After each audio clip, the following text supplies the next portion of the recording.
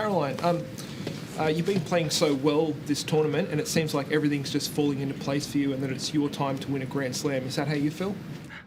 I don't know. I still have one match to go. I think it's been a great 2 weeks so far. I'm really happy and proud of have managed to turn things around when things weren't going my way, and keep it up whenever it was going my way. So I'm just excited. It's another finals. It's another great 2 weeks, and regardless of what happens now, I've done my best, and when you go out there on Saturday, you have everything to win.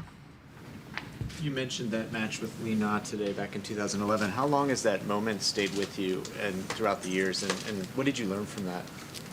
I mean, we're 7 years on and it's still there, but I think you just learn all the time. I've had matches where I've been down match points and I've won them, and you learn something from that, and you've been up match points and lost it, and in the end of the day, all you can do is take your moment, take your time, and really just go for it when you have the opportunity. And why do you think of all the matches you played so many big ones, and you played 2 finals, why was that the one that stuck in your mind so much? I think that's the one that's been most disappointing to me throughout my career. I've had many bad losses, many great wins, but I think that one is one of those that hurt extra because it was going into finals of a Grand Slam.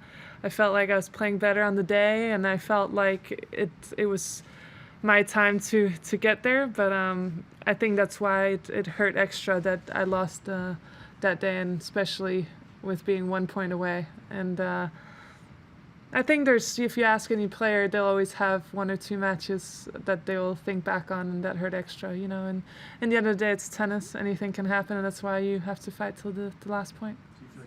Quite eerie in that moment to be up again, 6-3, 5-4, serving for the match. Yeah, it was definitely. I think I was nervous, and I didn't do much wrong for the first 3 points of that game. I served 2 good serves, and then I had that forehand down the line, which I missed by a couple of millimeters, and it was 30-15 instead of 40-love, and all of a sudden, it just turned around. But I managed to just gather myself and thankfully close it out in the end. What do you tell yourself in that moment during the tiebreak? What are you saying to yourself to get through it? Honestly, I just thought about trying to stay aggressive, try and get a lot of first serves in, and just swing for it.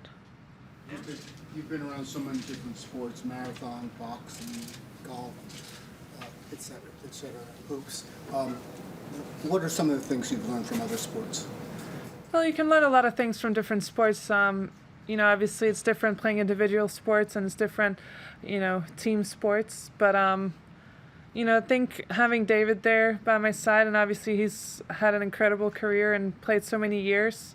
There's always small things that he just tells me, and I'm like, oh yeah, I never thought of that. And he's like, yeah, that actually helped me in a situation like this or that. And it's just, he's so positive and so happy all the time. So it's great just to have that with you and your team. Looked for a while that you might not get another shot at a Grand Slam final from the outside. How did it feel from the inside? Were you always convinced that you would, and what does it mean to be back there? Yeah, I think I always believed in myself. It was, I had a tough period where I had a few injuries, and that was kind of hard and tough mentally. But, once I got past that, and I think I knew that if I can stay healthy and I work hard, my game is good enough for it. So I was just giving myself time. I think if you don't feel like you can go all the way in tournaments, then to me there's no sense in playing. So for me, it's always, I want to be competitive, I want to be the best, and that's why I'm still playing. You apologise to your team when you're on court about, I guess, the spray. I think you described it as they copped. Did you have another word to them when you got off court? Yeah, my dad was like, well, all my hair is gray by now, so don't worry about it. But I think they're just really excited for me, and they're really happy, and they're having a couple of beers now, so that's nice. How does having... Sorry, hold on one moment. And then Caroline, can you talk about how your game has maybe grown with with you as a person? Has that happened, and if so, how? Yeah, definitely. I think once you get older, you get more experience, you learn, you maybe read the game better. I think you learn all the time, and I think definitely you have to get better, you have to improve. to keep being on top of this game, because everyone behind you is trying to find a way to beat you. So you need to be a step ahead, and I think I've added a few things to my game, and I think at the same time kept the base of my game that that I've been so successful with.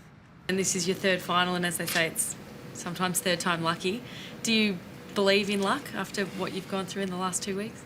I don't think I believe in luck. I think I believe in, I mean, obviously you have to sometimes be a little lucky, but I believe in preparation and effort, and I believe that if you really put everything into it, eventually things are going to go your way. And in the end of the day, no matter what happens on Saturday, all I know is that I've given it my best, and win or lose, I'm going to be very proud of my efforts these 2 weeks.